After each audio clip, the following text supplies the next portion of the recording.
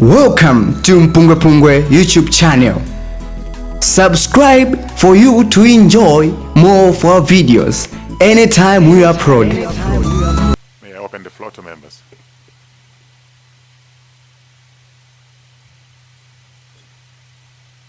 Doa Kasangazi. Thank you very much, Chair. First of all, I think I should also declare that I know Professor Wali as a professional colleague. He's a lawyer by profession. I have a few questions, Prof. The first question is, when did you travel to Nzuzu to attend the funeral of Lafuka Sambara SCC? You want me to respond now? Yes. Okay, on the morning of 10th of June in the year of 2024, Honorable MP. And which route did you use to get to Nzuzu from Lilongwe? I used the Mzimba route via Chikangawa to Nzuzu. Prof, I would like to find out what the weather was like in Chikangawa as you were traveling to Nzuzu. Honorable Chair, you are assuming that I was awake by the time I was getting to Nzuzu? Yeah, so yes, I noticed that the weather was bad. As a matter of fact, I slept a good part of the trip, but when I was approaching Chikangawa, just because the driver was driving slow, I had to wake up. And when I reached Nzuzu, I was told by colleagues who were actually family members who were at the funeral that I had to bring an umbrella because the weather was really bad that day. My last question is on the BFU report. I am of the view that you read the report, Prof. In passing, yes, I did, Honorable Member. The BFU report reached the conclusion that the accident in which the aircraft was involved was largely caused by bad weather. What was your reaction when you read the conclusion that the BFU report reached? Chair, you asking my opinion? I mean, that was their opinion, and I took it as they gave it. Chair, that is all from me. I saw a hand from Dr. Kasina.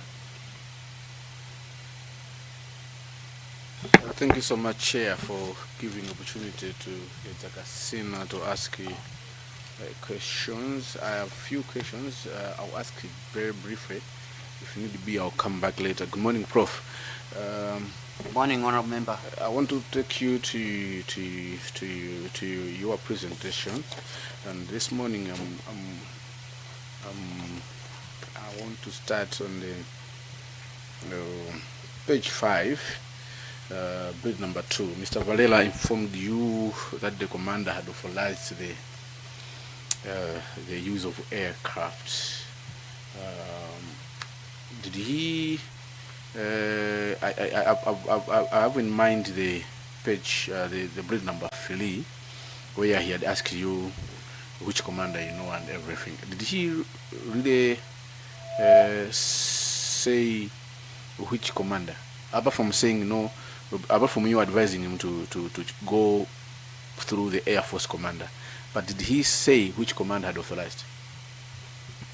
Honorable Member, thank you. Like I indicated in my submission and also in my oral presentation, he did not specify which commander.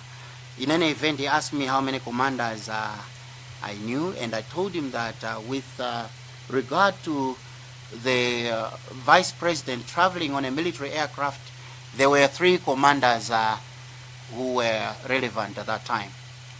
So after our conversation with the Air Force commander, we did not dwell back on which commander authorized the use of the aircraft. All right. I was then free chair. I wanted to go to your bullet number 8, where you are saying, in the light of foregoing, you made it explicitly clear to both Mr. Valera and Mr. Kaso Nchuka George Mali that you not participate in or facilitate arrangements setting the Vice President's travel because your involvement was restricted to Mr. Kasambala. I'm made to believe that you have been following the proceedings of this ad hoc committee, and maybe you had an opportunity to listen to the presentation which Mr. Joshua Valera made, and the same will correspond to what Chair witness Mr. Dr. Lake Kanyamula Sikwese made. More especially, I'm interested on the page 4 of presentation of Dr. Sikwese Chair. Allow me to read to Prof. So that he can hear it. Mr. Valera, that is now Dr. Sikwese, when he called Mr. Valera, and then Mr. Valera informed Dr. Sikwese that he was with 2 relatives, in the brackets, Kaso Mwale and Brigadier General Kuwali. And these duly confirmed that it was possible for the Vice President to use the aircraft. Can you confirm? Because this is what Dr. Sikwese made and presented to this committee, saying it was possible, and that was made by you and Kaso Chukamari. But your presentation, bullet number 8, so to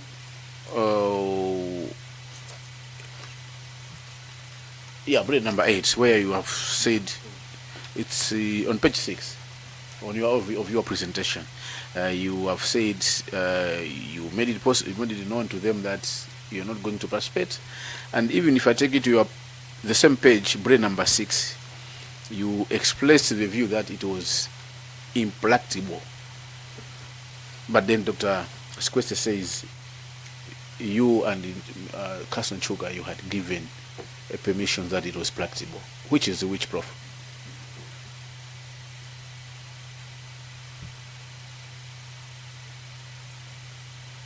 Thanks so much, Honorable Member. So, number one, I haven't really been following the developments in this inquiry for several reasons. First is the fact that I knew that someday I might be required to testify, so I didn't want to be influenced by any testimonies that were given. Secondly is, it happens during working day and we have other things to do, but I do understand important work, Honorable Chair, Honorable Members, that you are carrying. With regards to your specific question, Honorable Member, obviously Dr. Sikwese's testimony with regards to what happened is hearsay. So I don't know how you take that. Number 2, Chair, Honorable Members, is that I may have been included in the aspect of relatives of the late Honorable Mr. Kasambara, but that is not correct. What is correct, Honorable Member, is that their approaching me was because I was coordinating between the colleagues and friends of the late Senior Counsel with the Malawi Defense Force. To an extent, I may be regarded as a relative just because Counsel Mchuka, George Mwale, and myself are related. We are cousins. We are cousins. So that's number 1. Number 2, our village is in Katabe. My village, between my village and the late Senior Counsel's village, we have Counsel Mchuka Mwale's village in between. So we are basically neighbors. But my involvement in the procurement of the military aircraft was not because I'm a relation or I have been a relation to Mr. Kasambara. My involvement was because it's unfortunate Honorable Konyongo cannot testify, but it's because number one, I was at the funeral home, and number two, I am probably the gentleman who they knew, being a counsel myself, and also being someone who was mentored by the late senior counsel. So, Chair, I hear you, Prof, and I 100% following you. Can you help us to know who authorized, on behalf of the family, the use of the flight to Sorry, and can I supplement to the earlier question so we can exhaust it clear? You did advise, and you said that it was practically impossible, and you were surprised while that flight was taking place. Were you surprised when you heard that the plane had crashed, or the plane was missing?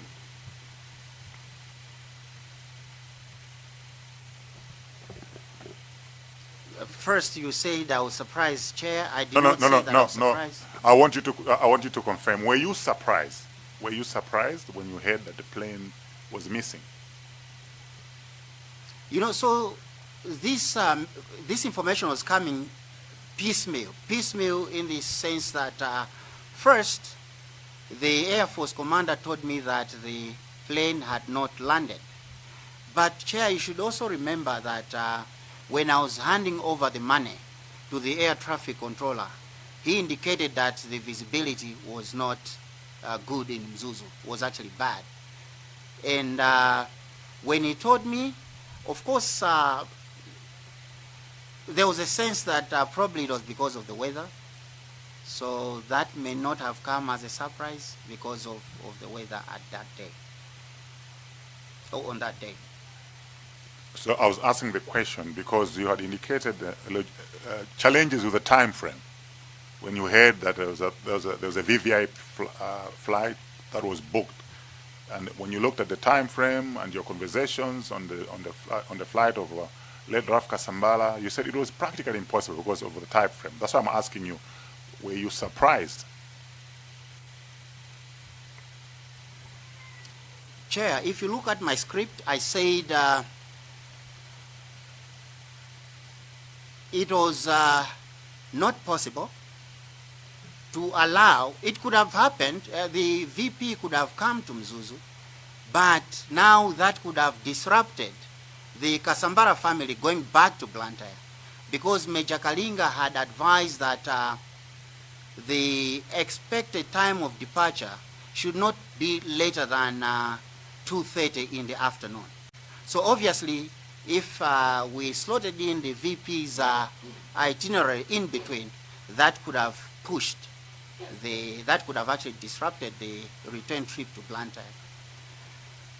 I hope that answers your question, Honorable Chair. Yes, you have. Were you disappointed that they ignored your advice? Who ignored my advice, Honorable Chair? When you expressed the view that it was impracticable. Was that an advice, Chair?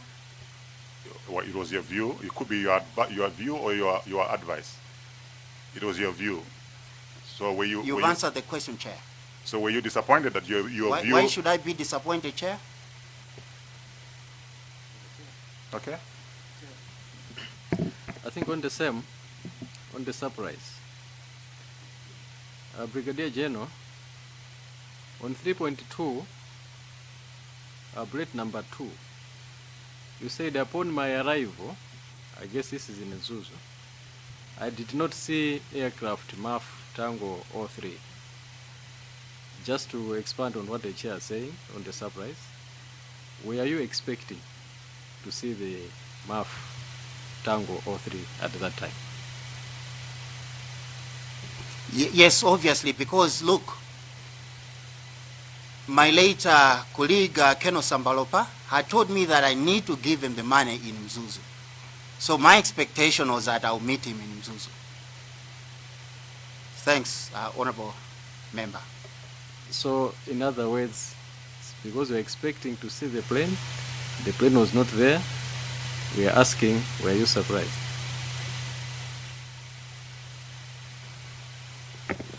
I don't think surprise is the right word, Chair, but my view is that I could have, if I was surprised, I could have said it in my statement.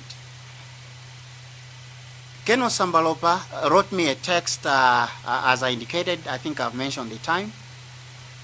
He flew to Kia, and at that time, actually I saw the text message when I saw that there was no aircraft, so I knew that there was a development.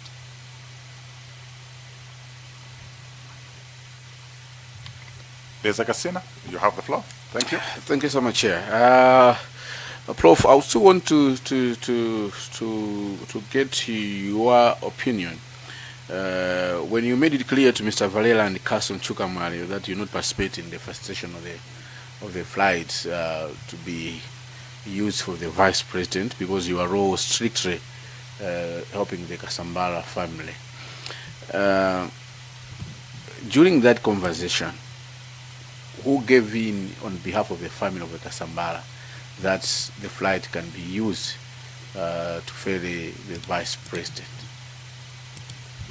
I'm not aware. I'm not aware. Remember, I said in my submission that I had advised then Major Kalinga to liaise with Mr. Buxton Namizinga on the passenger manifest and the departure times. My role was just coordinating to link the family and authorities in the Malawi Defense Force. So I don't know what happened afterwards. I'm asking that, Chair. I get you, Prof. But as I earlier on said, when Mr. Valela came and testified in this before this committee on 18th June 2026, in his submission, Chair, on page the last page of his submission on bullet number 5, he clearly said General Ishmael of Air Force Commander advised him that the family should approve temporary release of the aircraft to be used by the VP. And he said he contacted the family members for their approval. And when he was asked before this committee, Chair, it's on the record, which family members, he mentioned you and Castle Chukamari. That's why I'm still insisting to know if you didn't participate, was it maybe Castle Chukamari who gave, because there's no mention of Mr. Namizinga in the testimony of Mr. Valera. Did you at any point hear or participate or hear Castle Chukamari giving in the permission to use this flight to come back to Lulonga and carry the Vice President? Negative, Honorable Member. Chair, maybe we might take note of that as a committee, because as we go on with our all right, fine. Now let's go to the events on the day of flights and loss of contract. Prof, you have on your bridge 3, you approached the control tower. Okay, let's go. I will still take back to the question, which the submitted question to the chair and the vice chair, where we put forward to you, because I had also written something down here. Upon my arrival, I did not see aircraft MAF T03. However, I observed Vice President's official motor vehicle MG2 together with other official vehicles. I was not parked at the airport. When you check your mobile, that's when you get a message from Ken Sambalopa sent at 6:49 that he was departing for Kamuzu International Airport. Prior to this, when you're going to Zuzu Airport, the agreement was you're going to find Ken Sambalopa at the airport, or he had earlier on indicated that he was meant to fly to Lilongwe that morning. Yeah, Honorable Member, you see that the conversation with the late Keno has been exhibited in my statement. When he told me at that time, I think, like I said, it was 42 in the morning when he said that he's leaving for Kia. And the instructions were that I should leave the parcel with Mr. Moyo, the air traffic controller. But before that, we had agreed that we'll meet in Mzuzu. So already there was a development that he had to go to Kia. Yeah, I hear you. My question is the area development. You're going to meet in Mzuzu. Did he specifically, you're going to find him at the Mzuzu airport or Mzuzu? Because I'm mindful of the, even you are on the submission where you are putting the KD3, the pro forma invoices for Sunbed Mzuzu Hotel, meaning you knew that this close is going to be at the Mzuzu Sunbed Hotel. Why did you specifically go straight to Mzuzu airport? My question is, did you had area one agreed that you're going to meet at Mzuzu airport? Negative, but considering that he was flying Mike Alpha Foxtrot Tango 03, and obviously the aircraft would be at the airport, so my gut feeling was that I had to go to the airport. All right, so you just went there because he was flying the flight, even though you knew that he is at he was supposed to be at Mzuzu Sunbed Mzuzu Hotel. All right, fine. Let's go to your breed number 3. When you get to the airport, air traffic controller, who you inquired to, told you that no, the aircraft is yet to land, possibly due to adverse weather conditions, as visibility at the airport was extremely poor. This observation, can you confirm to me, was this your observation or it was a word from the airport controller? It was Mr. Moyo, the air traffic controller. What was your observation of the weather? I already indicated to council. So what I want is your village is in Kadabe. I'm meant to believe that you travel a lot to that side. Maybe you can differentiate on a normal day the weather of that day and the other days. Was it adversely bad? I would testify for that specific day because I wasn't there on the 9th, I wasn't there on the 11th, but that day was particularly bad. All right. So now the Air Force commander has indicated to you in confidence that the flight has not yet landed in Mzuzu. They have activated the search into the neighboring airports and the nearest airports. He has told you to keep that confidential. Correct? He told you to keep it confidential, correct? Yes, he actually told me it was for my ears only. But as a as a council, you still proceeded to alert several individuals. I mean, this is the confidential. Not several, but one. And I said, I indicated the reason why I did that. I had to do some thinking, so I had to use discretion. Play number 5, an hour later. I'm interested to know approximately what time was it. An hour later, you contacted to inquire whether the progress on the flight. I'll go to the last sentence. Based on its fuel endurance, the aircraft ought by then to have been on the ground. That's where I'm interested. What time was this?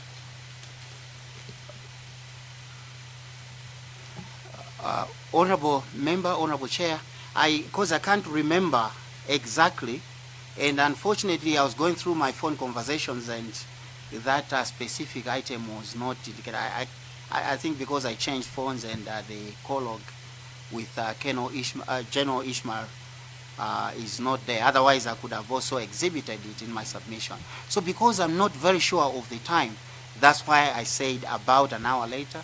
So if you look at the sequence there, we had about 3 phone calls from 11-ish to maybe around 3-ish.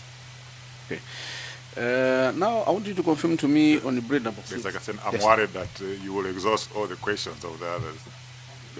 Yeah, Chair, let me just ask one. Okay. I'll come. I said I have a number of them. I might come in later if you indulge as a chair. But let's just go to bullet number 10. Your conclusion. That following the interment of Honorable Kasambala, you departed for Lilongwe. En route, you went to Nzuzu and collected the money. And then off you go to Lilongwe. I want to know, I have two questions on this one. What time was this when you are leaving for Lilongwe? And as a senior MDF officer, you are one of your assets in the military is missing, and you never did you participate in the stage, or you just thought of just coming straight to Lilongwe? Yeah, that's a good question, honorable member. At that time, at the time I was leaving Nkata Bay, Chijere village, I was not aware where the aircraft was. So there was no way I could have started searching. From where, Chair? No, not searching, but I think you were in contact with the people, and you know, that's why I was asking, what time were you passing through Chikangawa? That time were people already searching, you just chose to proceed, or at that time there was no any activity happening along that area? I wasn't aware of what was happening at that time, and my last conversation with the Air Force commander was, I can't remember, maybe 3, and then I knew he was busy. I couldn't have been bothering him with phone calls. And unfortunately, I did not even get in touch with my colleagues in the Defense Force to find out what was happening, because it was beyond my paycheck. Chair, that's all from the Zagasena for now. You can keep some of the questions if you still have them. Yeah. Who's next? Nkata Bay North.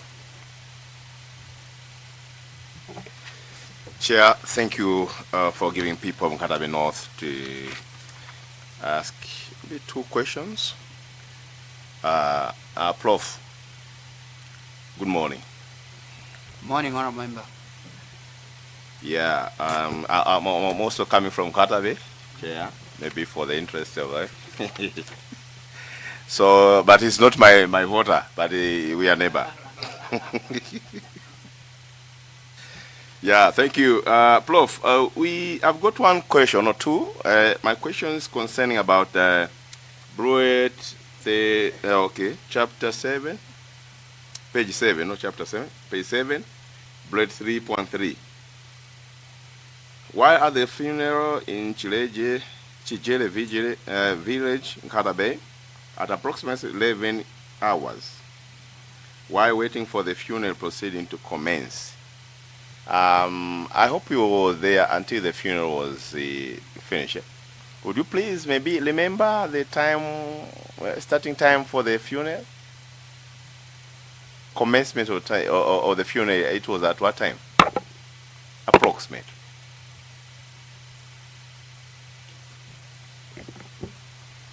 Honorable member, I wish I remembered, yeah? But I maybe it was around midday, I can't remember exactly. Because, you know, you've received a message about an aircraft missing, and then you tend to lose touch with what is happening on the ground, and I wasn't even looking at the watch at that time. Okay, another question was the same concerning the time. So if you don't remember, my question was again, by the time I was meeting the Honorable Halum Kandawile, informing him about the missing of the aircraft, would you remember again the time? I wouldn't remember the time. What I remember was that it was at the cemetery.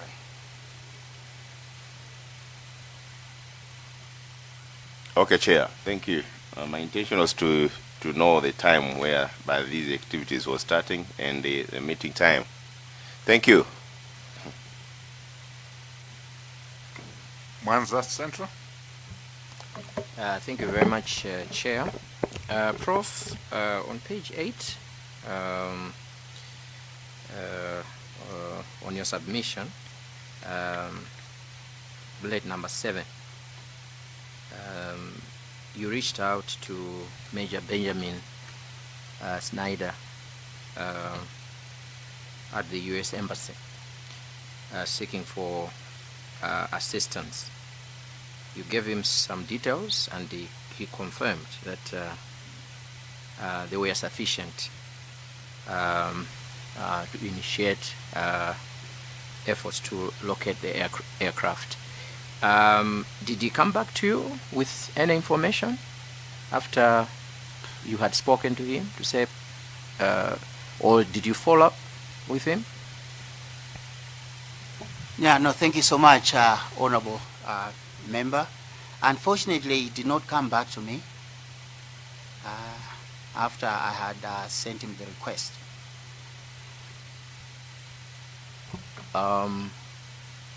You sent him a request.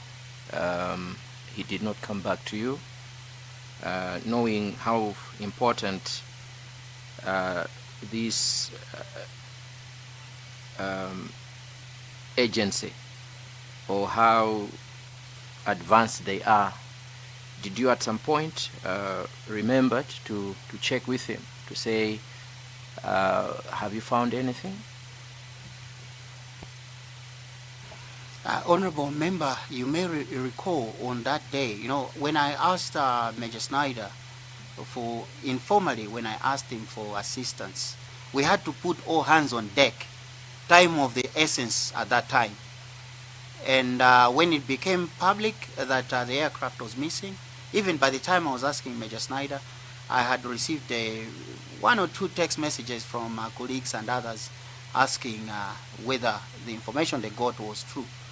So we were in a state of chaos, and now later the government had taken over, the military had taken over also. The government had indicated that I think there was we know the developments that happened, that they had located a signal somewhere in Chikangawa, and then it was a whole of society approach search.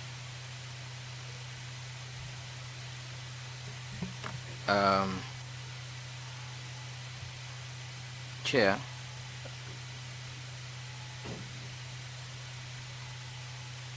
you spoke to the Air Force commander who allowed you to use other, to communicate or get assistance from other stakeholders. Did you probably revert to those agencies and get an update at any point? And if at all you did, on the 10th, what were the updates? Remember, Chair, you already posed that question to me. I said I only contacted one person, and one person was Major Snyder, and I think I've addressed that question, Honorable Member. Chair, for now, let me stop there. I'll come back. Zomba City South. Thank you so much, Chair. Brigadier General, I have 1 or 2 questions.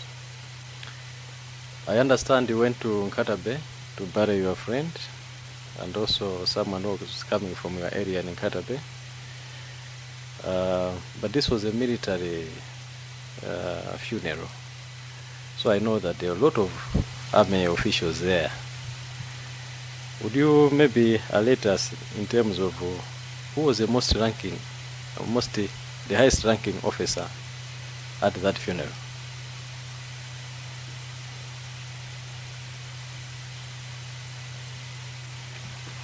Chair, unfortunately I can't remember. But what I remember is that I saw a police officer, now IG, Mr. Richard Luhanga was there. I know there was a military officer, but I can't remember exactly who it was. I can't remember exactly who it was. You follow chain of command in the military. So when you are there, you could actually see who was above you or who was below you. Is that correct? Precisely, precisely. So my question was, who was above you at that funeral, the military?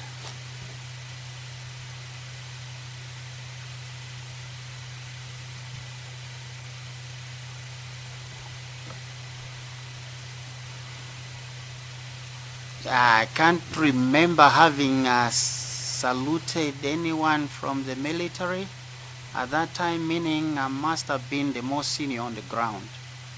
But I went in my personal capacity.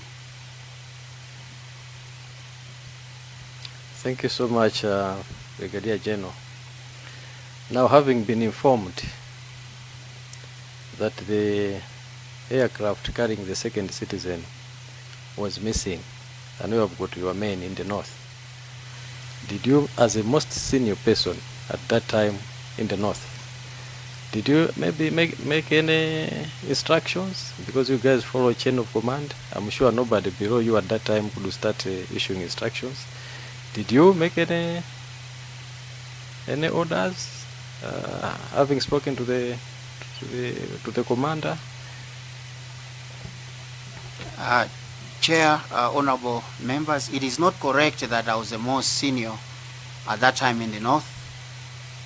With regards to chain of command, the most senior at that time was my friend and my colleague, Brigadier General Richard Chagonapanja. He was the commander of 101 Brigade. So he was the one who was at the helm of chain of command in that regard. And when I realized that, when I heard that the aircraft, a signal was located in Chikangawa, I got in touch with General Chagonapanja to find out on the progress of the search. That was later. So you are saying that General Chagonapanja was not at the funeral, but he was in the north. Is that correct? You asked me, okay, so at that time, General Chagonapanja, I was senior to General Chagonapanja at that time. Does that answer your question, Chair? You are confusing me.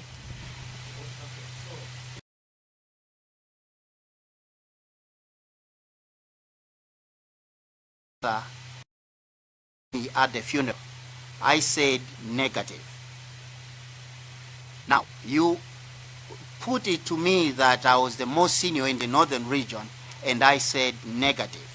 In terms of chain of command, I was not in the chain of command. In terms of chain of command, the one who was leading the troops was General Chagonapanja, Brigadier General Chagonapanja. So he was the one who had control, command and control of the troops, and not me. So we are talking about different things there. Thank you very much. I'll still ask, because you are the most senior in the north. Negative. Not in the north. The most senior officer in the north at that time was Brigadier General Chagonapanja. He was the one who was giving orders. If I gave an order to a soldier, because I was out of the chain of command, I couldn't actually give an order unless it is probably on something else. I hear you, Brigadier General. So I'll move on. I asked earlier about page number 7, bullet number 3.2. I think we discussed that already when I was asking that you did not see the aircraft. But I want to continue from there. I see that your submission is devoid of time. I don't know why. But can I ask you, what was the time you arrived at the airport? It is not correct to say that my submission, Chair, is devoid of time. I've actually attached exhibits with timelines. So I think we should depart on that understanding, Chair. In terms of my arrival at Mzuzu Airport, I can't remember exactly, but probably it was around just after 8 o'clock, I think.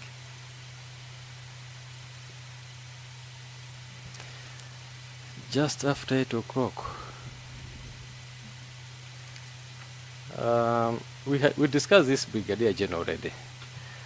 You said I did not see the aircraft. And then I asked earlier, were you surprised? And you remember what you responded.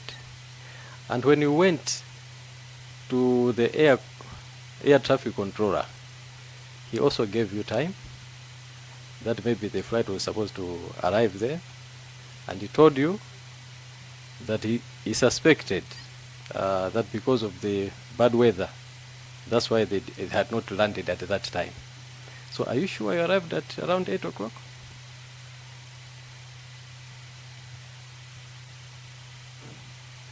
All right, no, I think you're right. Good thing is that I've mentioned that I was in company of Mr. Serafin Konje, who was, I think, late all the time. He should know the time that we arrived in Mzuzu.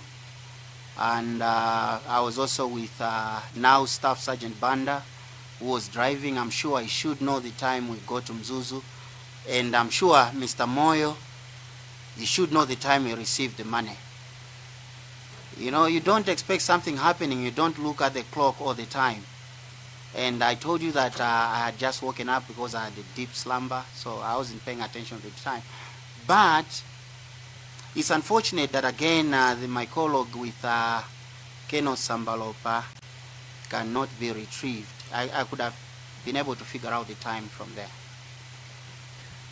Brigadier General, that tells me that maybe in this presentation we shouldn't pay much attention to the times because you are sleeping, you woke up later, and 8 o'clock, you're confusing with 10 o'clock.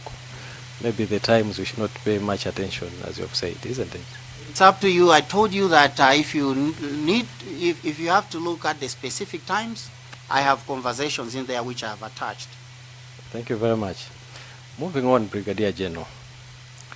In Blantyre, I think when you made your view that it was practically impossible for that arrangement to be made for the craft also to carry the second citizen, you did say that you distanced yourself to say, no, I'm not taking part in that. I think I heard you correctly. Can you confirm? I can confirm that it was in Lilongwe, not Blantyre. Yeah, of course. Thank you so much. But what was the question? I wanted to clarify. I'm coming there now. Okay. Give me some time. So you distanced yourself from participating in the second procurement of this flight. So I noticed that after Mr. Moyo told you that the plane had not arrived, maybe due to bad weather, I noticed that you did not do anything until when you got a call at 11 o'clock after you had arrived at Jijere village.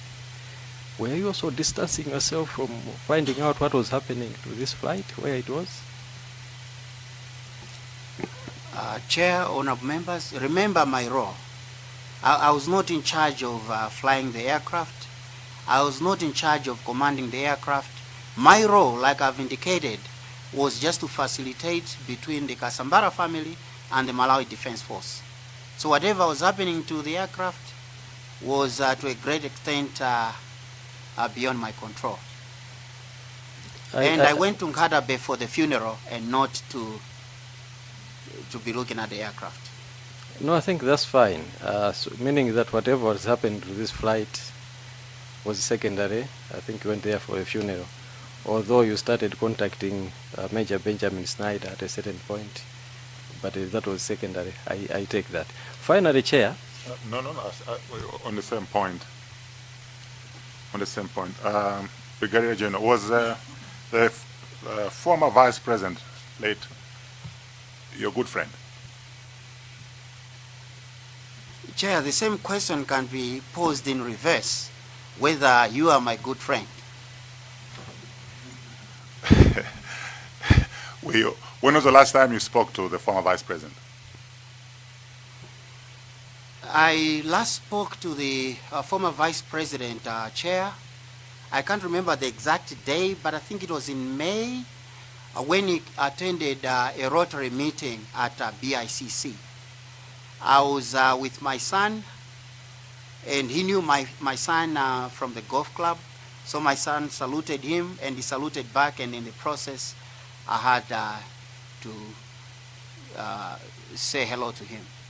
So that was the last day I saw him. That was the last day I spoke with him at a Rotary function, and there are pictures to that effect, I'm sure. No. So. And also, Chair, now that the Honorable Member of Parliament was talking about the time, me being poor with keeping time as if I have to be looking at the watch all the time. Chair, I was captured on TV, I don't know which TV station, talking to Mr. Valera. So that was the time when I was actually whispering to him what had happened. So you may go back to the footage of the funeral on that day. Sorry. So you had contacts of the former Vice President, obviously. So for me, it's not apportioning blame, but this particular moment for me was a turning point. If somebody had heard your views, okay, this flight could have been averted. That's my point. So don't take it personal, okay? This flight could have been averted because certainly something was amiss. So I'm questioning why didn't Joshua Valera call SKC? Look, the advice here or the condition here, the views here are not favorable, okay? If somebody had called the former Vice President, maybe he might have had a second opinion about not proceeding with the flight. So I'm also asking, you were in contact with him on some occasions. Did you feel it necessary? Or was it not necessary for you to say, Bwana, you're proceeding, but it doesn't look okay? Was it within your realm of responsibility or as a friend? Did it occur to you that you could have done this?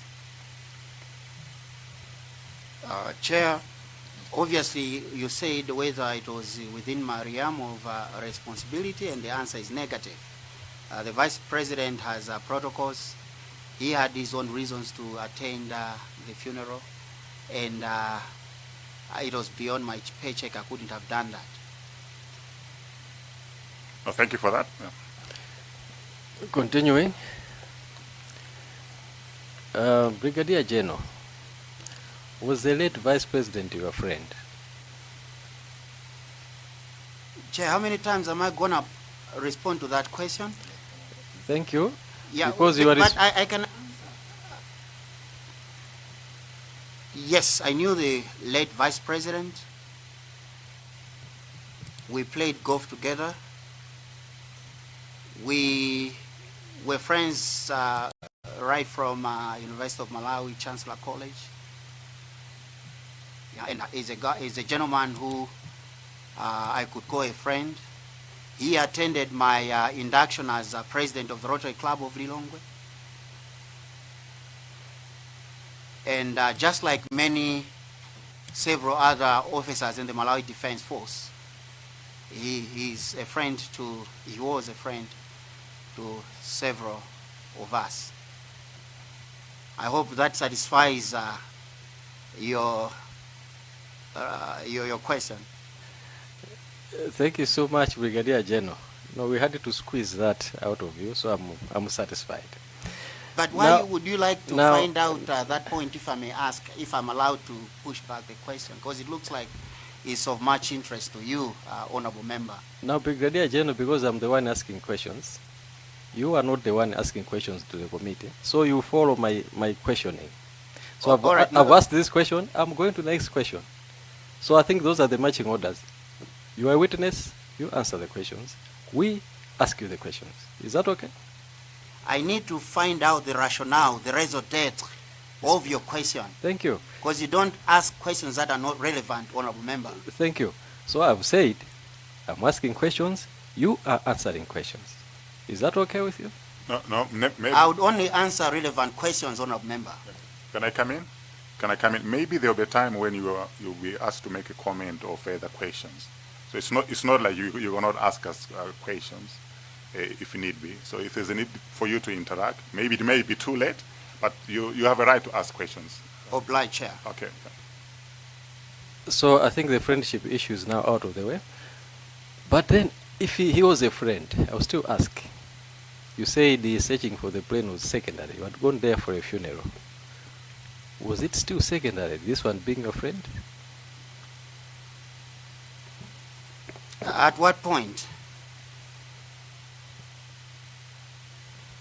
I don't get that question. Can you clarify?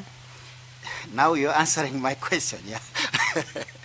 All right, no, so it is not correct to say that it was not of paramount importance to be looking for the aircraft. If it was not, Chair, honorable members, I couldn't have contacted Major Snyder. Apart from the fact that this aircraft was a military aircraft, which we have also been using ourselves, I knew I had the responsibility of coordinating the return trip of the Kasambara family to Blantyre. So it was actually of paramount significance for me to find out the availability of the aircraft. I think, Brigadier General, I'm talking about after I had known that the flight was missing. When I asked you earlier, you said, no, I had gone there for a funeral, not to look for the plane. So I'm now asking you, why in the north, after you had known that the flight was missing, the aircraft was missing, which was carrying your friend, did you find it maybe important to also take part in looking for the flight that was carrying your friend? That was the question. We're not talking about Blantyre or Lilongwe. Obviously, yes. If I had my means, I could have, you know, at that time, like I said, I think context matters, Chair. The question that you posed when I responded that I did not go to Mzuzu to be looking for the aircraft, because you asked me whether, why I went to the air. I think it was an honorable member from the who posed the question as to why I went to the airport, and I said, naturally I had to start from the airport. If he was not at the airport, he was at the hotel, I could have gone to the hotel. Then you also wanted to find out why I did not participate in the search. And I said, at the time I was leaving Mzuzu, I did not know where the aircraft was. So I didn't even have anywhere else to start the search from. Mwayesayesa ntchito sikupezeka, mwana mnyumba kusowabe, ichitaka pa bizinesi yanu chakusokonezanu, wosadandaula, kuli Dr. Maiye Kumbulumbuzi. Muitano wa bizinesi, mwai wanchito,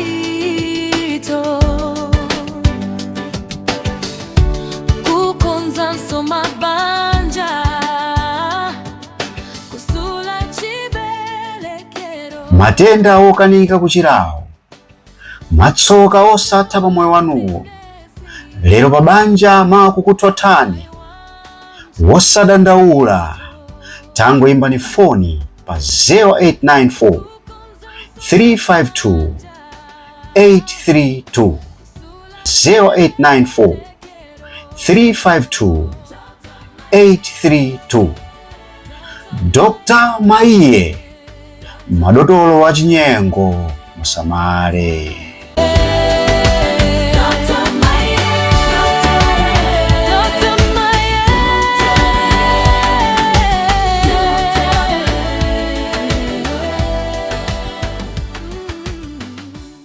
But also, look, I said that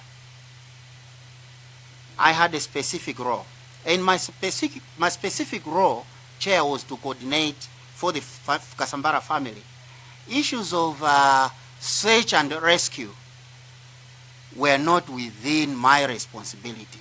In as much as a military officer, I have to take part, but General Chagonapanja was now tasked to be in charge of the search and rescue operation. So I couldn't just interfere with his duties. No, I take that, Chair. Finally, the time you were passing through Nzuzu, you went to the airport to collect the 5 million kwacha. I think other submissions from other witnesses, around 6 o'clock, somewhere there at the airport, there was a lot of activity, 5, 6, a lot of activity at the airport. Did you see anything that would suggest that there was something happening there? People converging, we were told that the police and other people also converging at the airport, people from the UTM party. You collected the 5 million, but you did not suspect anything around the airport. Is that correct? It is not correct, Chair. Obviously, we knew that the gathering at the airport was either waiting for the landing of the aircraft or indeed coordinating the search and rescue operation. Follow up. So you did not have time to ask these people who are coordinating the search and rescue to say what is happening, where is the search starting from, in case they had leads that could also help you to join the search? Chair, I told you that as a military officer, I can't just start searching anyhow without orders, right? And I told you, Chair, that with regards to the search and rescue operation, the commander on the ground was General Chagonapanja, who is a competent military officer. My role was to come back to Lilongwe. And I was consistently in touch with the Air Force commander because of my specific responsibility of coordinating with for the Kasambala family. And for me to take part in the search and rescue, I had to either be given orders by the authorities in the Defense Force. Alternatively, if I wanted to join the search in my personal capacity, I had to seek authorization from the authorities in the Malawi Defense Force. I hope that clarifies your convoluted question, Honorable Member. It does, Brigadier General. Thank you, Chair. Brigadier General, while on the search and rescue, on your conversation, exhibit KD2, the second page, it's just out of curiosity, nothing else. There's a message there from Colonel R. Ismail, and then forwarded messages from Kevin Wells, and then Harrison Wells for Zoe. These guys have infrared drones for search and rescue. The time there was 22:54. So I'm wondering, was this information used in the search and rescue? Because we heard that there was a drone later on. Did it arise? Did the drone surface because of this conversation? Just out of curiosity. But there's this conversation. These guys have infrared drones for search and rescue. It came in late in the middle of the night, but the plane was eventually discovered in the morning. Did this drone, this conversation, facilitate any role? Now, thanks so much, Chair, actually, for reminding me of that conversation. I hope your vice will be able to see that, to see the kind of assistance that I was rendering in the background. So I got a message, I think, from one of the students from the Malawi University of Science and Technology, or one of the acquaintances who sent me those contacts to say these guys may help in search and rescue operations. So I sent that text to General Ishmael to assist him in the coordination of the search. I must have also sent it to my colleague, General Chagonapanja. Because, look, it was a whole all hands on deck operation. We had to ensure that we find the aircraft, the missing aircraft, as soon as practicable. So that's why we had to involve everybody. So to answer your specific question, Chair, I don't know whether General Ishmael used those contacts. Thank you, General. Dedza Mayani. Thank you very much, Chair, for allowing the people of Dedza Mayani to ask a question to the Prof. First, let me express that yours is, I agree with the Chair, is one of the most detailed presentation, and you tried your best to make it as easy as possible for all of us to follow. But looking at your previous roles, I am understanding that you were the commandant of the National Defense College. Is that so? Correct, Honorable Member Dedza Mayani. When was that? I was commandant of the National Defense College from August of 2022 to December of 2025. Oh, so it's very recent. I just wanted to understand about if you were given either provided with a vehicle and as a commandant, were you provided with a vehicle and the fuel, and how was the fuel provided to you for that vehicle? I just want to learn on that one. Yes, I do have an official vehicle, and I've also used it here. The fuel is paid to me by the Malawi Defense Force on a monthly basis. So, and if I have specific trips which are not provided for in my monthly budget, then I have to requisition from the Joint Force Headquarters. So I just wanted to get your operational issues. So for me, I just wanted to understand how you operate. In that manner, then it means the army, of course, where you are, you don't use fuel cards, or what's the payment method necessarily when it comes to fueling? I just want to understand that. It depends. Like in my case, it's factored in my salary, so I get it through my salary. But I know my other colleagues have fuel cards. I also had a fuel card at some point. Yeah, by and large, that's how we do it.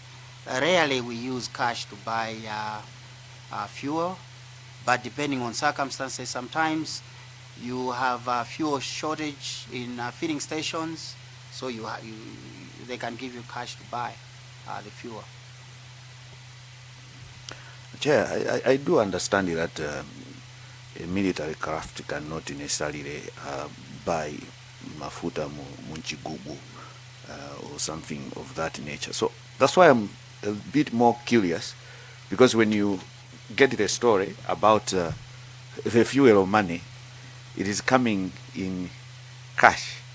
So I am trying to see how the fuel for the aircrafts are done. Does the donor have a fuel card, or how is it being fueled, and how is the payment being affected? Why am I having that at the back of my mind? Is the idea to say, there are questions to say the fuel tanks were empty, and the BFU report says this was a controlled flight into a terrain. Okay, in my own assumption as a layperson, according to the BFU report, it's like the pilot was trying to land or to get somewhere, but the circumstances surrounding him to get there, no one knows. But the BFU report says that. That is why I want us to go beyond what we already know and try to get some other angles. And what you have presented today about the fuel, now I'm questioning if this trip is coming from Zomba and you are going to Mzuzu, and the fueling, I think, was supposed to, because at Mzuzu there is no jet fuel, so the fueling was supposed to be done at Chileka, but the money is not at Chileka. So I'm now starting to see something out of all this story, and now even the money was not paid for the fuel. So as a committee chair is also to find out how was that bill covered, with Puma, and how can we confirm that it was really covered in that manner? And then we have to dig back into how the previous fuelings were done for the Donia so that we can find a trend in between. So, Brigadier, thank you for the expression on how you are operating there, that others have cards. Sometimes you use cash. It's just a protocol issue, and trying to now to start to relate the BFU versus what was found there, why was there no fire, and all that. We are all not conclusive, and we are trying to find out, because none of us was there, and those are the questions why we are here. Thank you, Chair. I stop there. If you may allow me just to put a footnote to whatever I said. Number one, I don't think I'm competent to explain how fueling issues are done in the Malawi Defense Force. You asked about my official vehicle, so I responded to that question. But also your point assumes that the fuel, the aircraft did not have fuel. Why did it in the first place fly from Zomba to Blantyre and then Blantyre to Mzuzu? So I just wanted to highlight that, Chair. I know, Chair, I didn't want to come back, but Prof, what I just wanted to say is I want to understand the institutional fueling issues so that we also follow a trend, because the fact is, one, the BFU report and whatever was observed, the fuel tanks had no fuel at the site when they were doing, of course they were cut, burst or whatever, we can say whatever. But the issue is I'm trying to follow the protocols when it comes to fueling. That's why I asked your own practical experience so that I compare it with what we are looking at. I don't want that to say we are not. I was not referring to you about the airplane. That's what we will call again the officials and whatever were necessary. But what is the fact is people were questioning, and that's why we are here. Why did it not catch fire? There could be lots of reasons and all that. But for me, my own interest is to say the fuel money was not paid in Blantyre or at the time the flight was happening. So we want to see the trend, what happened at Chileka, what happened the following morning and all that.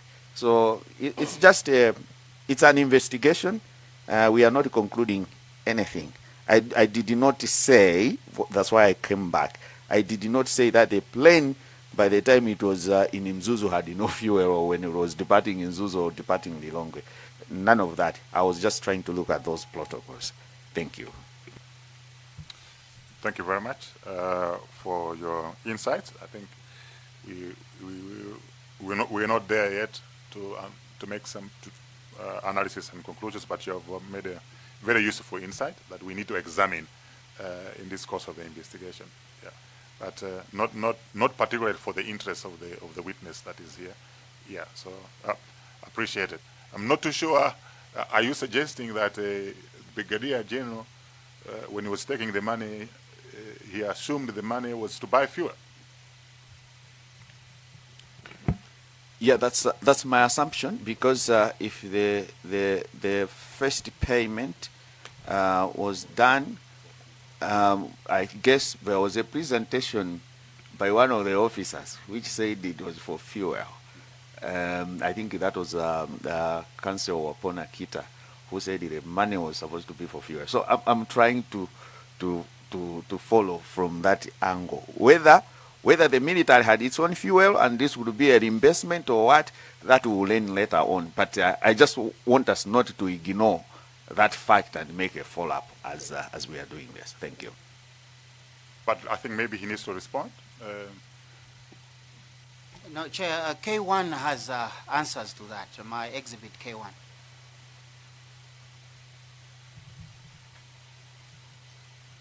Yeah, K1 has the total cost for fuel, which is 5.1 million kwacha, and you were carrying 5 million kwacha. So, is that the answer that you are referring to? No, the answer is that the purpose of the money that I had collected. The breakdown is on that invoice that we sent to the Kasambara family.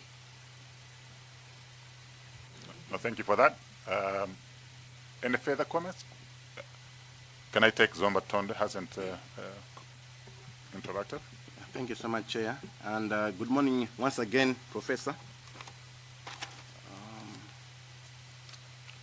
Maybe, Chair, I raised my hand on I had a supplemental, so maybe I'll just connect it with my other. I have one question, but on the previous one. Professor, I just wanted to confirm if you spent, like, where did you spend your night on this tragic day? Thanks so much, Honorable Member from Zomba Tondwe. I went back to my house in Area 43. So I left Area 43 on Monday. I went back to Area 43 on the same day. I'm referring to the day of the aircraft crash, just to confirm? Yes, Honorable Member, that was on the 10th of June. Thank you so much.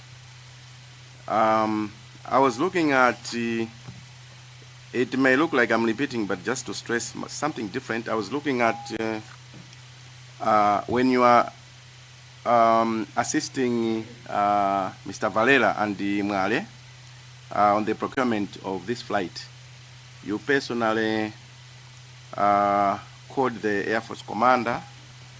In short, you showed interest to support, and maybe why I was asking where you slept was like, I expected you to show the same kind of interest in this case now that there's a crash, but you've already commented, so I may not expect you to maybe elaborate more. It's just something I wanted to add on that one, Chair. And the two, I wanted you to confirm that when these people, Mr. Valera and Mr. Ngale, when they came to you, you wanted clarity on which commander of the three relevant commanders. And when later you called Brigadier General, was it Major General? I'm not so sure, but Ishmael. He indicated that he had no information, so he did not know. From that perspective, I wanted you to confirm that the commanders out of the three relevant ones, the commanders who knew of the arrangement, we are looking at the commander-in-chief and the CTF. Just to confirm that the Air Force commander did not have any, never had any prior knowledge of this, just for you to confirm. Yes, and I think my script is clear on that note, Honorable Member. So I identified those three commanders and I was now going in the ascending order. That's why I had to start with the Air Force commander, and our conversation ended there. No, that question I'm asking you for the sake of this committee, because we've had other witnesses, and surely we may be having others. But I wanted Chair to you to note that his testimony is that in this case, Major General Ishmael was not part. So we are looking at the possibility of the others. I submit. Thank you. Any questions? There's Agostino.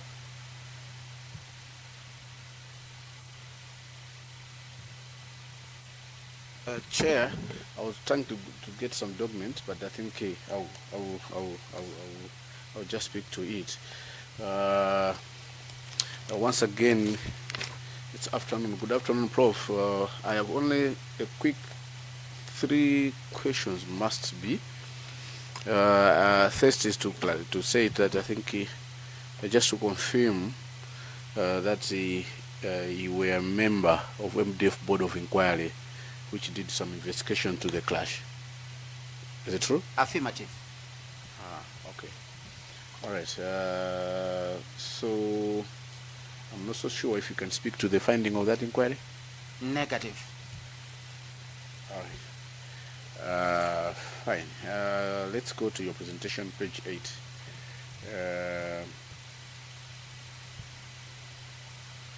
You have used the word limited search capability.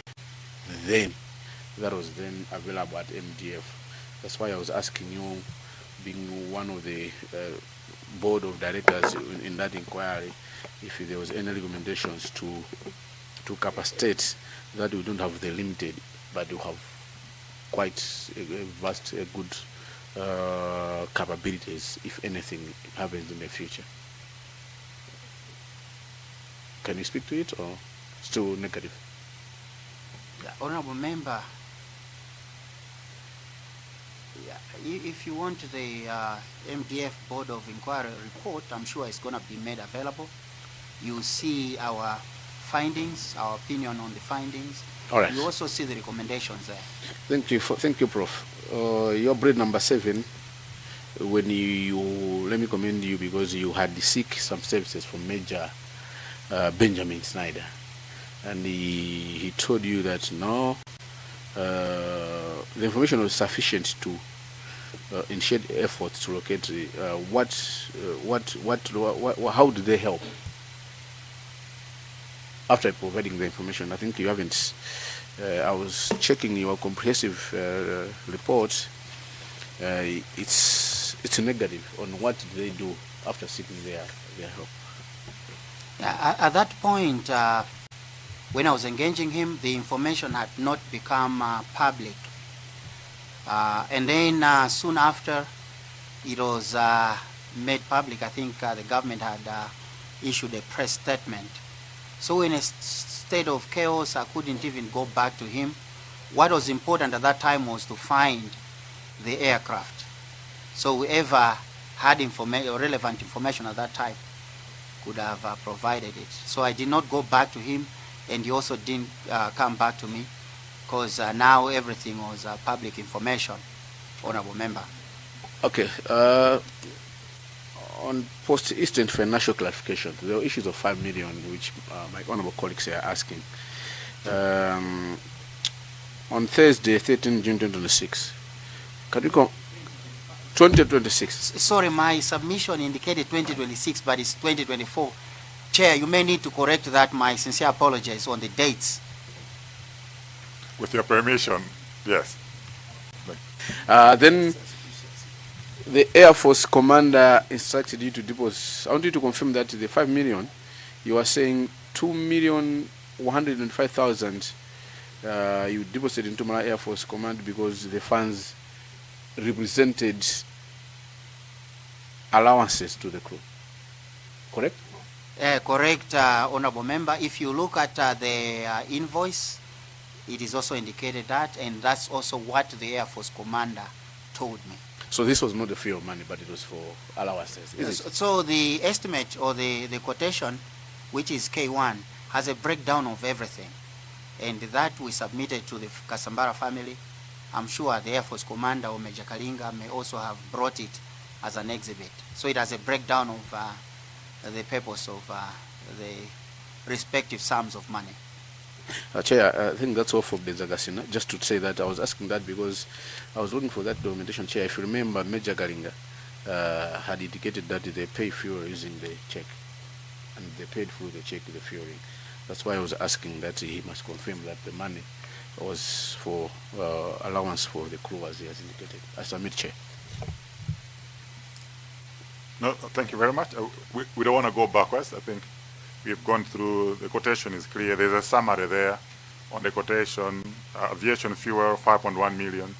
Money for operational costs was 2.1 million. Allowances, 2.1 million. So we don't want to go back there, but he has been kind enough to provide us with all documents. Brigadier General, it's been very thorough work from you. You've demonstrated that you're indeed a prof in law, a prof in what you do. I particularly like your presentation. You've made my life much more easier to ask for us to ask you questions, because they say the devil is in the detail. The devil is in the detail. But here it was very clear. We were able to pick up, issues that we should interact with you. So we appreciate. I'm sure members have exhausted everything else that they wanted to ask. Others are conflicted, so we respect that. We may have ably represented them, in the exchange, but you responded very well, Brigadier General. Do you have any final comments or questions, lingering questions that you wanted to ask? Yeah, Chair, just to underscore one point, that it is not us who requested the Kasambara family to give us the cash. Ordinarily, they could have deposited it into the Malawi Air Force account. But that's how they were mobilizing the funds. That's why we had to carry the cash. So I think that clarity is required, Chair. Well noted. Well noted. Thank you for allowing me to also present my side of the story. As you may have indicated, Chair, the late Vice President was a friend to many. We lost senior government officials who were acquaintances. I lost, just like other colleagues, senior military officers who flew us, who were dear colleagues. So the nation lost patriotic citizens. So I thank you most sincerely for allowing me to present my side of the story. I hope it has been presented and received in the manner in which it was intended. Chair, I just wanted to take this opportunity to also explain my personal side, that there are some conspiracy theorists, Chair, who are spreading false rumors, allegations, Chair, which are serious, that some of us actually murdered our colleagues. Chair, I would respectfully request that you need to find a way of stopping this, because it is the mandate of your committee, Chair, that will establish what happened. In as much as personally we have other means of getting these individuals to book, but we need your support, Chair, because spreading false rumors, we have mothers who are advanced in age, we have children who are young. You said the late former Vice President is a friend, the widow is still around, the children, they know us as uncles. So, Chair, to allow unpatriotic citizens to be spreading false rumors, it is not okay. I sincerely request for your support. Chair, some of us have fought twice as hard to make the names that we have today. For somebody to destroy other people's names just because they are high on cocaine, that shouldn't be allowed, Chair. My sincere apologies for being emotional, but I had to say, Chair, we are all patriotic citizens, we are all law-abiding citizens. Please support, please help. Otherwise, honorable members, honorable Chair, keep up the good work. Let's get to the bottom of this issue. It is in our interest of not just yourselves, but all of us. I thank you so much for allowing me to have this opportunity. No, thank you, Brigadier General. Just to assure you that as Parliament, we have a duty and the responsibility to defend and protect the witnesses that are going to come here.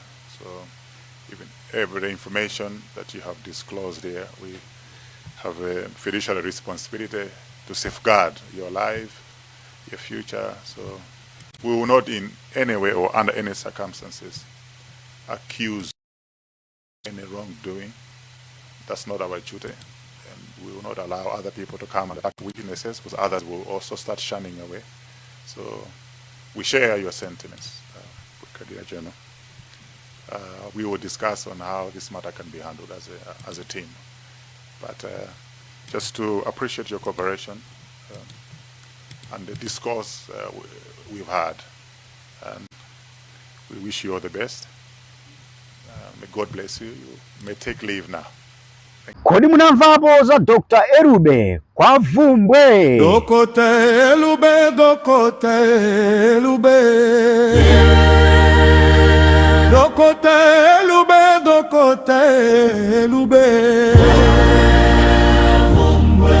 Kodi mukufuna mwitano wa business mtupatupa timabwezeretsa banja likasokonekera kwa mphindi 40 timatsirika munthu akaberedwa chuma business ziziyenda bwino bwerani kwa Dr. Erube kumene timathandiza zonsezi. Nkhani zachitaka zavuta bwerani kwa Dr. Erube timathandizanso mwitano komanso kuvalirana anthu nkhope. Mukafuna kudziwa zambiri imbani foni pa 08994264991 0899426491 ndipo mukatero mudzathandizidwa. Dr. Erube, Dr. Erube, Dr. Erube anachepa.